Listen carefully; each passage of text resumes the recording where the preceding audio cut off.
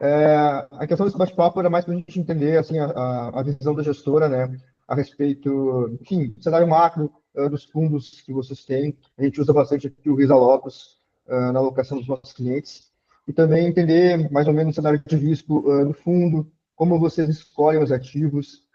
Acho que é muito importante até para, tanto para os nossos assessores quanto para os nossos clientes, entender um pouco da visão da gestora a respeito do cenário e também a respeito dos produtos para explicar um pouco melhor como é que funciona, como é que são escolhidos os ativos que compõem cada um dos portfólios de vocês.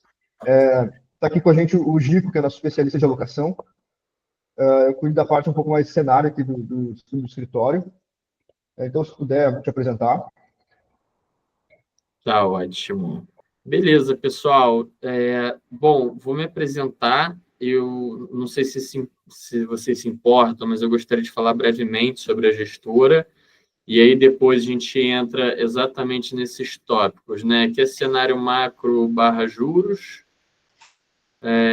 alocação da carteira do fundo e qual é a última parte, principalmente voltado para risco de crédito, né? No momento atual, que eu acho que é uma pergunta que no geral tem batido em bastante gente, né? Principalmente pelo cenário que a gente viu lá em 23 e até atingindo uma taxa de juros mais alta ainda do que no cenário de Americanos e Light.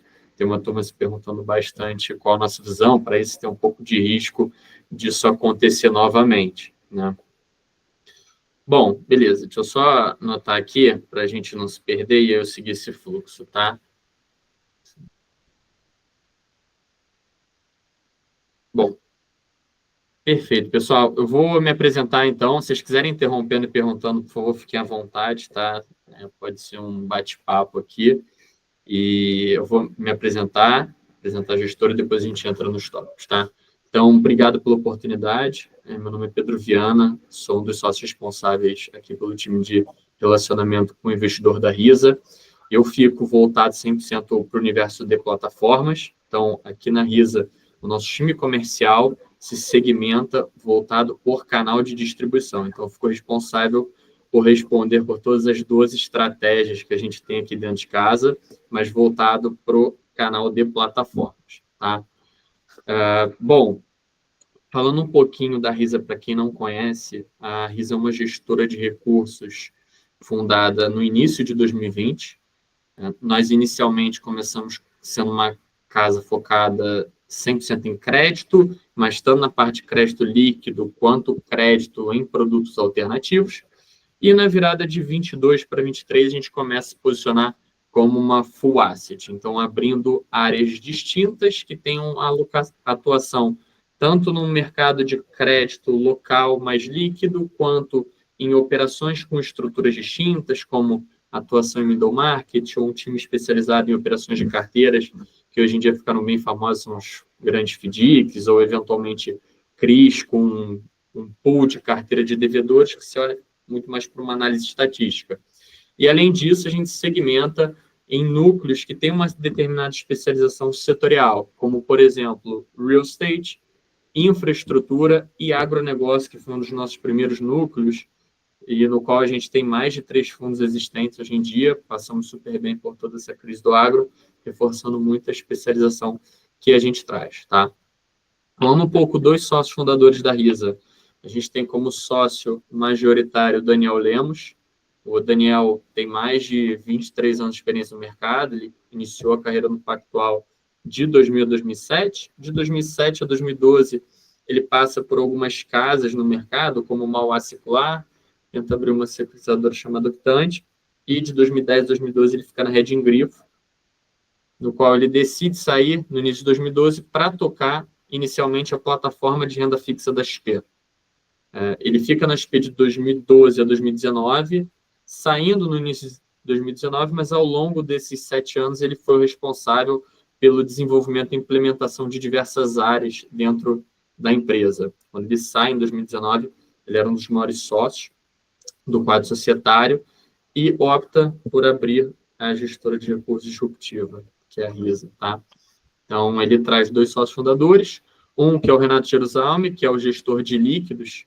Renato foi colega do Lemos na época de Pactual, tem mais de 20 anos de experiência também nesse mercado, tem passagens pelo BTG, Prio, JGP, e vem fundar a Risa no início de 2020. Ele é o responsável por tocar as nossas estratégias de líquidos, como, por exemplo, o Risa Lotus, tudo que é crédito high grade líquido ao mercado, ou eventualmente que possa ter uma exposição de créditos um pouco mais apimentados, mas também com liquidez no secundário, tá?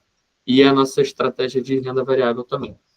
E por fim, mas não menos importante, o Paulo Mesquita, que é o gestor do núcleo de agronegócio. O Paulo tem mais de 12 anos de experiência de mercado de capitais, voltado para o agro, reforçando muito a especialização que a gente busca aqui na Risa, tá bom?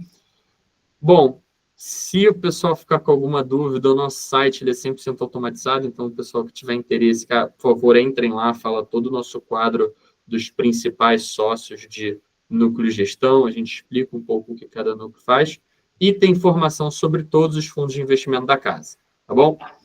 E aí a gente consegue pular agora para falar um pouco de cenário, tá? Então, falando um pouquinho de cenário macro e juros, né? Que a gente gosta de comentar que o quadro fiscal do Brasil ele segue frágil, mas principalmente a reprecificação dos ativos, sobretudo bolsa, decorreu grande parte da rotação do fluxo estrangeiro. Então, a gente atingiu no último Copom o high de Selic, que já estava precificado nas curvas pré, que veio de um processo que aconteceu ao longo de 2024, muito por conta do posicionamento do governo em alguns assuntos específicos, tá? Quando a gente fala nas curvas nominais e reais, a gente acredita que o prêmio de risco já contempla um desequilíbrio fiscal, tanto na dificuldade da inflação convergir no horizonte de atuação do Banco Central, tá? Então, hoje em dia, a gente tem as NTNBs, que são os títulos públicos indexados à inflação, na média ali perto dos seus IPCA mais 7,5%, enquanto a gente tem uma taxa de juros a 15% e parte das curvas prés ali próxima a 14, 13, bastante dependendo do vencimento. Isso tudo porque a gente tem um fiscal muito desbalanceado, o nosso governo gasta mais do que arrecada, o déficit fiscal vem aumentando de forma bem relevante e acho que o principal fator que impacta nisso tudo, quando a gente fala de mercado, a gente sempre tenta antecipar, de certa forma, o que impacta na economia real. E desde o ano passado, que não via-se movimentos para redução de custo e trazer um equilíbrio fiscal, foi quando os preços começaram a se perder, tá? Com relação a posicionamento de risco nos veículos que têm introdução, que podem ter esse tipo de atuação, como é que está a visão da gestora, tá?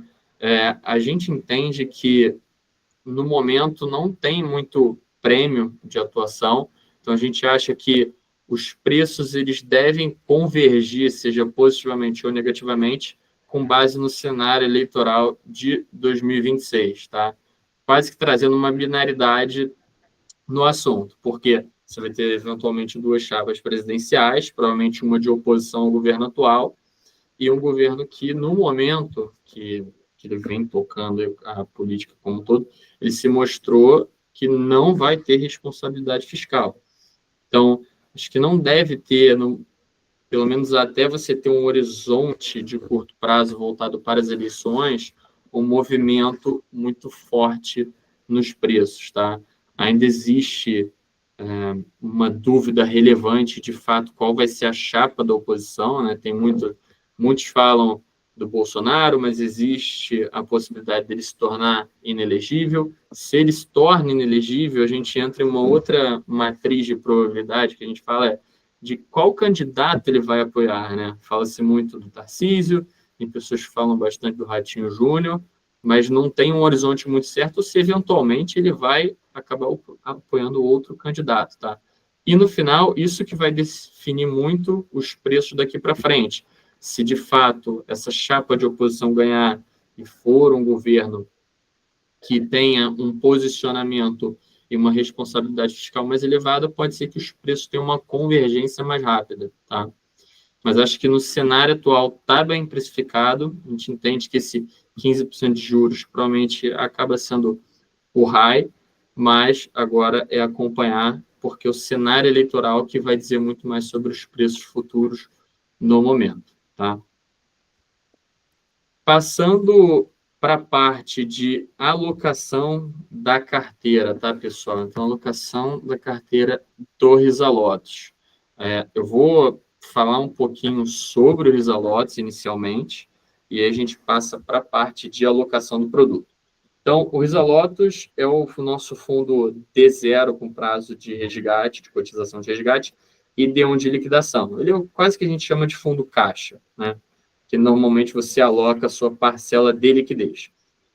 Todos os veículos da Risa que possuem o nome Lotus, que a gente tem 3 veículos nessa vertente, um que é o D1, o outro que é o fundo D10 e o outro que é o Risa Lotus Previdência.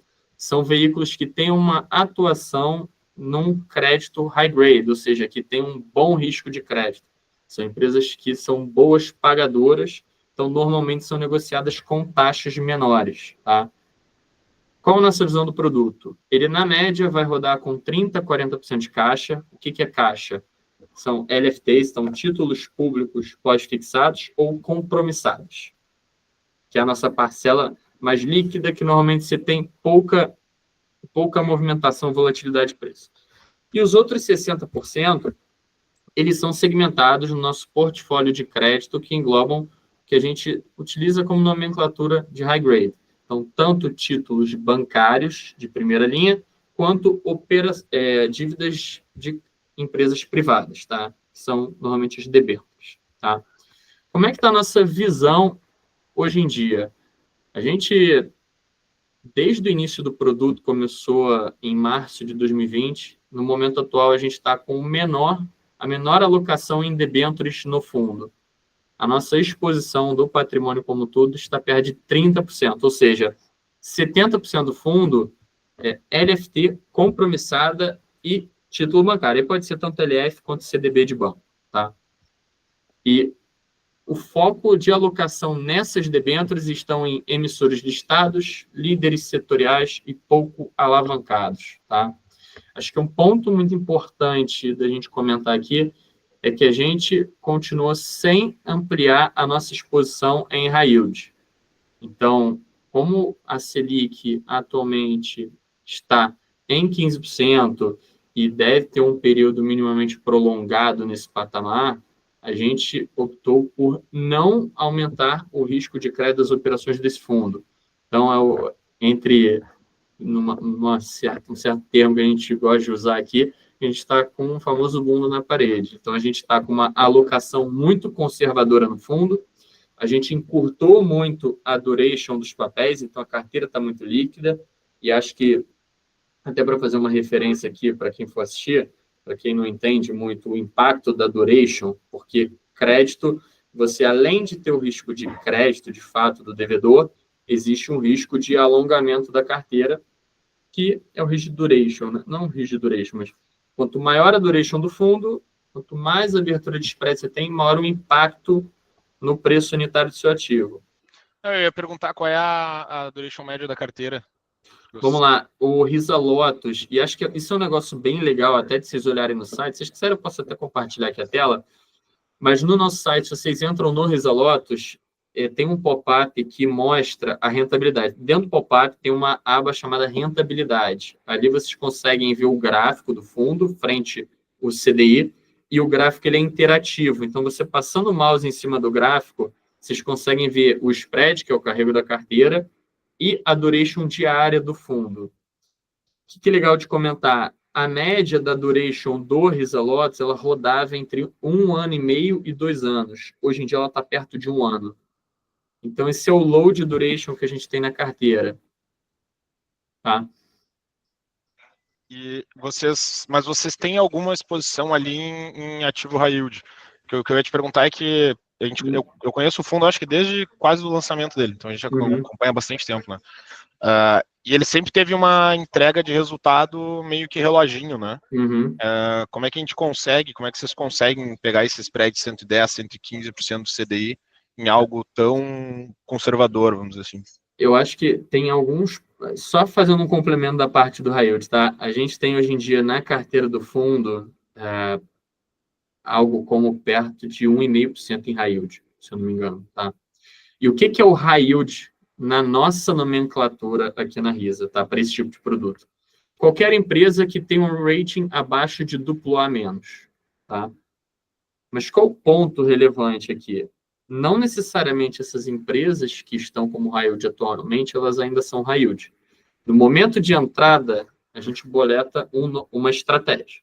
Então, pode ser high grade, pode ser caixa ou high yield. Caixa só entra DFT compromissada, crédito privado entra high grade e high yield. Só que, ao longo desse período, essa empresa ela pode ter melhorado muito o risco de crédito dela.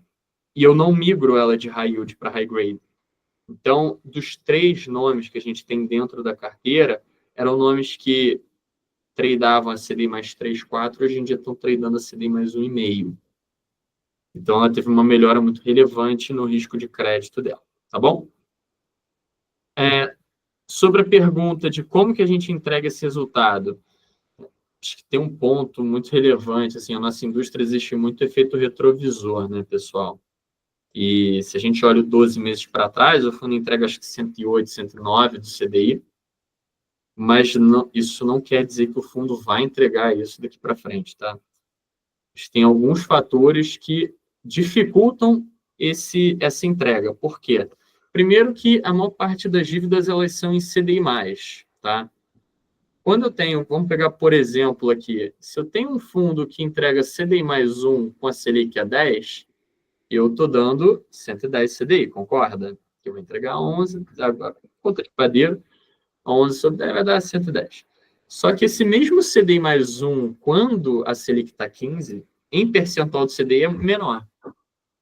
Então, eu já diminuo meu retorno em percentual do CDI porque existe essa dificuldade natural, dado que a taxa de juros subiu de forma bem relevante e os ativos são pós-fixados em CDI+. E tem um outro fator que a gente teve um fechamento do spread de crédito, que provavelmente nos próximos meses o fundo entregue algo. Aqui é até difícil ficar falando porque eu não posso prometer rentabilidade. Mas conforme o carrego do fundo, a tendência é que no médio prazo ele entregue algo como 104, 105, reforçando que isso aqui não é uma promessa de retorno, tá, pessoal? Então, tem esses 2 pontos são importantes comentar. Agora, como que o fundo entrega e tem retornos consistentes, independente de olhar a janela 12, 24, mas ter essa constante entrega de resultado? O primeiro ponto é uma gestão ativa de crédito no secundário. Então, carteira do Exaló não é uma carteira que a gente só vai alocar o fundo em determinado momento e a gente para de olhar novas oportunidades. Então, essa gestão ativa, ela tende a trazer bastante retorno no longo prazo. Um outro número que é bem importante, e às vezes as pessoas olham um pouco, mas dentre a indústria de crédito, de fundos D1 que alocam em crédito, muitas vezes eles têm uma estrutura de custo um pouco mais elevada. Por exemplo, o Risalot é um fundo que cobra 0,25% ao ano, tá? A média da indústria, e a média mesmo, tá, pessoal? Aqui sem botar nome, comparar com concorrente direto, mas o que a gente vê como um todo de média, cobra 0,40, tá? Parece pouca coisa, mas no momento que você tem esses spreads de crédito mais amassados, esse 0,15% ao ano acaba fazendo um pouco de diferença. Se o spread tivesse CDI mais 1,5, CDI mais 2, a diferença é muito pequena. Agora, quando a gente olha crédito bancário negociando a base CDI mais 0,40, os principais nomes, né, dos grandes bancos, LF100, a base CDI mais 0,40, o AAA de debêntures abaixo de CDI mais 90 bips. Os 15 bips fazem diferença. Isso é algo que no longo prazo ele mostra, mas eu acho que ainda tem bastante tempo aí para a gente conseguir mostrar ainda mais o quanto essa diferença de 15 bips de custo traz de diferença no retorno, tá, do fundo. Comentou antes sobre a respeito da alta da Selic, né? Da questão eleitoral, e até agora comentou a respeito disso, quanto isso impacta na entrega percentual do CDI, né? Do Sim. fundo. Qual é a visão de vocês a respeito dos próximos meses da Selic, dado que a gente tem uma situação um pouco estranha na inflação, que ela não desce, ela não sobe, ela está ali rodando em 5 alguma coisa, Uhum. uma expectativa bem longa ali para 2027 descolada da meta de inflação, e a gente tem, se não uma política fiscal, talvez o impulso fiscal tenha parado um pouco, mas o impulso para fiscal tenha Uhum. vindo com força, né? Crédito consignado e outros tipos de crédito sendo oferecidos. Qual é a visão de vocês para a Selic em 2025, 2026, dada essa dificuldade de fazer a convergência da inflação para a meta, um cenário que é bem meio os dois lados, né? A Selic Uhum. no topo e mesmo assim a inflação não cede forte, né? William, assim, no geral, a gente entende que para o curto prazo ela está bem precificada, tá? Existem algumas casas que comentam de um possível corte até o final do ano, mas acho que sem uma contrapartida do nosso governo é difícil afirmar qualquer coisa.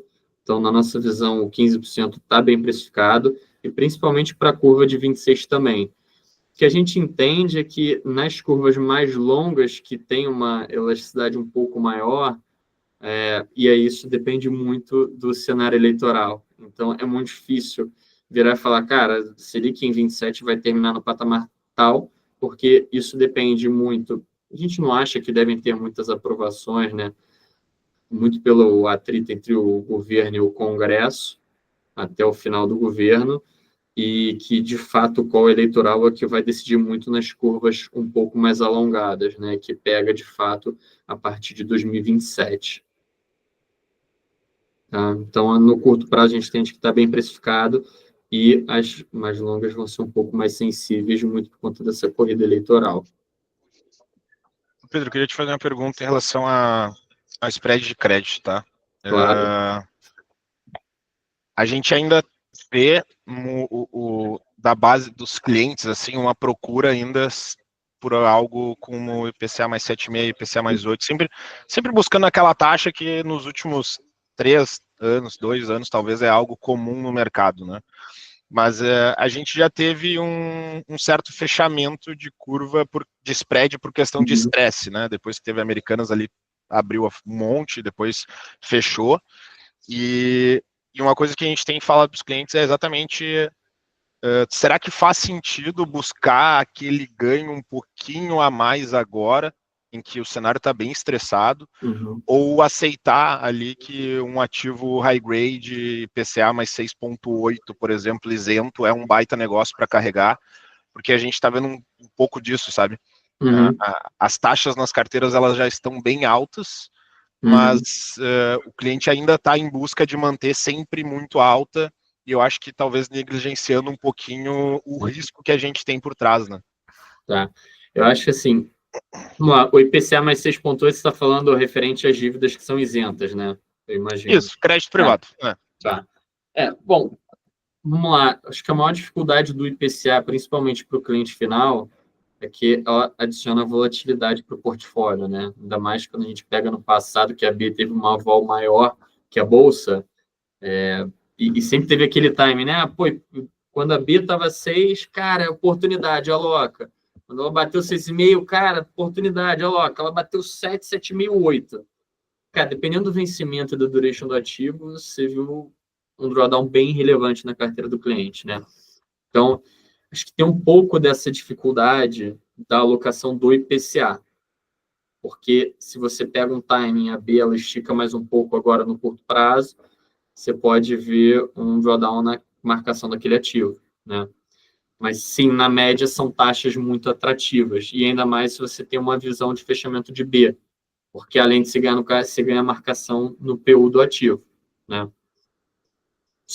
E aí, falando sobre o pós-fixado em geral, né? Porque principalmente aqui, quando a gente fala dos fundos mais líquidos, que é o caso dos Zalotes, a gente não tem alocação IPCA, para exatamente não ter essa volatilidade. Então, eu vou olhar para os ativos de crédito pós-fixado CDI, tá bom? Quando a gente fala do AAA, é aquilo, tá? Quase nos lows históricos. Você pega ali CDI mais 90, 80 bips, alguns nomes 100 bips. está muito amassado. A gente acha que esse é o limite ali de spread over, até porque os fundos têm alocação em caixa, os fundos têm custo de administração, e se você começa a comprar abaixo disso, você começa a entregar base CDI, o que não é benéfico. Mas no final o mercado ele se ajusta. No final, oferta e demanda. Se você vier com uma oferta, uma emissão a CDI mais 60 e ninguém comprar, você vai ter que aumentar a taxa dessa emissão para o mercado tomar. E, diferentemente do que a gente viu, né, em outros períodos, o fluxo ele ainda é muito forte para crédito. Porque, principalmente se você pegar agora, para você quase não tomar risco, né, a nossa taxa livre de risco atual, você está falando de 15%. Então, você tem independente de questão, Giovanni e William, de questão de alocação de portfólio de cliente, existe uma dificuldade, muitas vezes, das pessoas quererem tomar risco no momento que você tem 15% na taxa livre de risco. Então, o fluxo ele ainda é muito forte para crédito. Eu acho que pode ter uma normalização se você, num horizonte de curto, médio, no médio prazo, você começar a ter uma queda da curva pré, que indica uma melhora de cenário, Sim. mas de fato que vai impactar é quando a Selic pode também começar a cair. Porque o cliente ele ainda pode ficar sentado num fundo pós-fixado com baixo risco de crédito, ganhando 15% ao ano. Mas é exatamente isso que a gente não vê, sabe? A gente está vendo o cliente ainda querendo aquela taxa alta. Teve agora a debênture da Vale, da Petrobras, que foi emitida, que veio B-, né? Sim. E quase impossível tu trazer isso para um cliente como uma boa alocação, entendeu? Que assim, tem um ponto que é bem relevante, que é o seguinte: não existe lanche grátis. Você nunca vai arranjar uma operação que é CDI mais 3, 4, sem risco, com, cara, que seja uma subordinação elevadíssima, inadimplência baixa. Sim, você está tomando mais taxa no momento que os juros está mais alto, você está suscetível a um risco maior. Então, no final das contas, entender o seguinte: você está suscetível a tomar esse risco. Nós aqui na Risa, nos veículos mais líquidos, a gente não está suscetível a tomar esses riscos.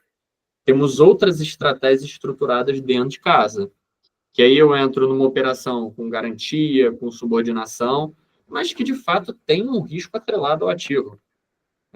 Não é normal uma empresa tomar 19% de custo de capital, vezes a alavancagem dela, e achar que não tem risco da empresa quebrar.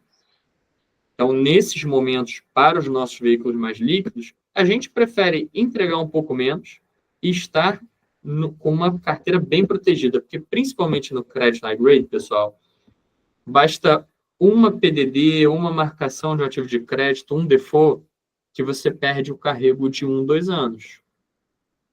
Se você tiver 0,5% no ativo, pensa que você entregou o carrego do ano hoje em dia que você teria num credit high grade, né? Então, nesse tipo de produto, que é mais defensivo, não é nosso objetivo estar em ativos com maior risco de crédito. Tá? E pensando em algo um pouco mais ilíquido, assim, vocês têm alguma visão sobre FDICs? Gostam, planejam, não gostam? A gente tem um FDIC dentro de casa, a gente gosta muito dos FDICs. Qual é o de vocês? Desculpa, não é o Risistrater, Giovanni. Ah, tá, eu abri ele aqui agora, mas eu li como multimercado ele. Porque, vamos lá, deixa eu explicar. Até o final do mês passado era o prazo para adaptar os fundos. E a gente estava adaptando a estrutura de ativo. Então, por enquanto, ele ainda é um FICFIN que aloca majoritariamente em FDIC. Tá? Perfeito. A carteira dele é majoritariamente FDIC. Só cota sênior, então é um produto bem protegido em termos de subordinação. Para investidor qualificado, o objetivo de retorno CD mais 2 a 2,5. Ele vira um FICFDIC, se eu não me engano, no dia 18/9, tá? Que como se chama uma assembleia, você precisa ter 100% dos cotistas aprovando para mudar no ato, isso é muito difícil. Você aprova a assembleia com quórum qualificado, mas você tem que esperar os 85 dias do prazo de resgate para mudar a estrutura dele. Tá bom? A gente gosta muito de FDIC. Eu confesso, eu não consigo opinar sobre a indústria como um todo, porque é a indústria que mais cresce, tem um CAGR, eu acho, de 20 e poucos % ao ano de patrimônio, e tem uma leve dificuldade, porque você não consegue acompanhar na vírgula a alocação final de outros FDICs que não sejam o que você é investidor, né? Então, a gente entende que é uma estrutura de fundo muito interessante. Tem até um case que é legal de comentar. Quando a gente pega 2023, que teve Americanas e Light, que impactou muito o mercado de crédito, principalmente a debênture de Light, o que aconteceu nos fundos de crédito que tinham debênture de Light? Todo mundo tomou marcação no PU, né? Mas existiu o FDIC Light. E o FDIC Light, ele foi amortizado sem ter marcação no PU dos fundos. Ou seja, quem tinha exposição, o cotista nem percebeu, o fundo se encerrou, pagando o referente à remuneração dele, porque tinha uma estrutura muito bem montada, no qual eles só liberavam capital se o FDIC estava com todos os índices 100% corretos para repassar o capital para a empresa.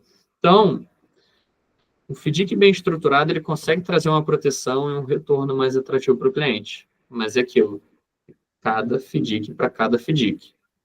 Não dá para generalizar, então tem que entender muito bem na hora da alocação do cliente final. E me fala um pouquinho, então, dessa carteira do status de vocês, porque o FDIC a gente, em teoria, a gente busca aquele um pouquinho a mais também, né? E daí a gente volta para aquilo que eu te comentei antes, né? Aquele pouquinho a mais agora, será que vale o risco? Então, o que a gente atua no status, tá? Eu acho que isso é um ponto bem relevante. A gente também trabalha com um produto com uma taxa bem reduzida frente à indústria. Tá? Ele é um fundo que cobra 0,8 com 0. Ele entrega de CDI mais 2 a 2,5. Então, se você faz a conta inversa do quanto o fundo origina para quanto ele entrega, a carteira do fundo, somando caixa e tudo, ela vai entregar um CDI mais 3. E você tira o 0,8, que fica exatamente na média desse intervalo entre CDI mais 2 e 2,5. O que é importante de comentar? A carteira do status ela é 100% sênior no momento. A gente até está avaliando abrir até 10% em cotas mezaninos, mas cotas mezaninos que remunera CDI mais 3, 3 e pouco, e que normalmente as empresas que originam esses FDICs, na sênior a taxa é muito abaixo, então não condiz com o nosso objetivo de retorno. Se você puder dar uma breve explicação sobre a diferença da sênior e mezanino também para o pessoal. Vamos lá, tentando trazer aqui sem botar nenhuma imagem, até um pouco mais difícil. Mas, pessoal, imagina que a gente até brinca e gosta de fazer essa referência de até comparando com o balanço de uma empresa, né? Mas vamos tentar de outra forma, dado que não tem imagem. O FDIC, que é o Fundo de Investimento em Direitos Creditórios, ele pode ter uma cota única ou ele pode ser trancheado, tá? Trancheado, o que quer dizer trancheado? Existem 3, até um pouco mais de cotas, né? Porque você pode fazer mezanino 1, 2, 3, mas na média trabalha-se com cota sênior, cota mezanino e cota subordinada, tá? Cota subordinada, ou tem pessoa que fala cota júnior. A cota sênior, dentre as 3, ela é a cota mais protegida, porque ela é como se tivesse um target de retorno, normalmente, que ela é prioritária no recebimento. Então, digamos que no status a cota sênior entrega CDI mais 3, tá bom? Além da cota sênior, existem as cotas mezaninos e as cotas subordinadas.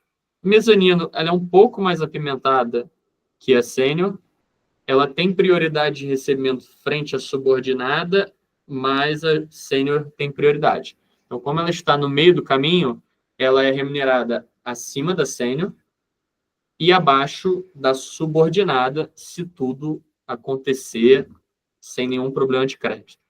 E a subordinada, que é a última, ela não tem um retorno estimado ou garantido, ela é quase um risco de equity que a gente fala. Então, você está, de fato, no risco da empresa ali, que é a primeira a perder. Então, quando a gente fala de subordinação, quando eu tenho um FDIC, é o seguinte, qual o meu colchão de perda para essa cota sênior? E, normalmente, ela é o somatório ou da cota subordinada puramente, se só tiver a subordinada, ou da mezanino mais subordinada, que é o colchão de proteção. Eu origino uma carteira de crédito, digamos que eu origine a CDI mais 4, tá bom? Isso em 100% do meu patrimônio. Se eu pego 60% do meu patrimônio, que é originado a CDI mais 4, e eu viro e falo, eu pego 60% desse valor e eu distribuo uma cota sênior pagando CDI mais 3, vocês concordam que sobra mais retorno para mezanino e para subordinada? E aí, digamos que a mezanino retorna CDI mais 3,5. Então, se a minha carteira ela performa como CDI mais 4, teoricamente a júnior ou a subordinada vai performar muito mais que a mezanino e a sênior. Por quê? 100% roda CDI mais 4. Aí vamos botar os números. 60% roda CDI mais 3, 20% roda CDI mais 3,5. Concorda que os 20% que sobram vão rodar muito acima? É o que a gente chama de alavancar o retorno, que normalmente a cota alavancada é a cota subordinada. É um pouco complexo, acho que com uma imagem seria mais fácil. Não, mas ficou bom, deu para entender. Era isso que eu queria que tu comentasse, né? Onde é que vem esse retorno a mais, né? Para as outras cotas, mas ficou perfeito, Exato. Pedro. E por isso que a gente foca, como o Stateros ele é um produto, até nível de curiosidade, pessoal, significa estabilidade em grego, ele é um veículo que a gente olha num viés mais de high grade dentro da estrutura de FDIC. Então, aqui a gente não cobra performance propositalmente, a gente tende a alocar a carteira, na maior parte, em cota sênior.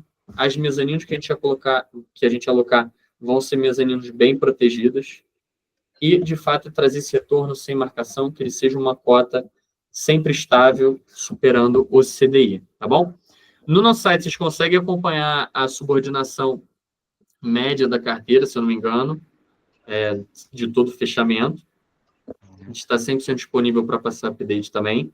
E a gente faz uma alocação em metade FDICs de mercado, sempre com rating, cota sênior ou mezanino, e metade FDICs originados estruturados dentro de casa. Tá bom? Perfeito. Muito bom, Pedro. Obrigado pela explicação. Nada. Ficou mais alguma dúvida, turma? Não, Pedro, a ideia realmente era bater um papo sobre o cenário, sobre os produtos da RISA, da gestora, apresentar até um pouco mais para os nossos clientes, a gente vai caminhar esse vídeo para eles. Então, a ideia era, enfim, bater esse papo, ver a opinião de vocês, o que vocês têm visto aí a respeito dos próximos meses, também para a questão de juros, também os produtos e tudo mais. E a gente também fica à disposição sempre para trocar uma ideia. Não sei se o Giovanni quer complementar com alguma coisa. Que te agradeço aí. Esclareceu bastante e com certeza teremos outros papos aí futuramente também. Legal. E deixar aqui a porta aberta, por favor, sempre tiverem qualquer dúvida, a gente está 100% à disposição. É que o nosso objetivo é ter, sim, essa proximidade com todos os escritórios, poder sanar o máximo de dúvidas possíveis. Tá bom? Certo, então, obrigado. Pedro. Valeu, pessoal. Obrigado para vocês também. Valeu.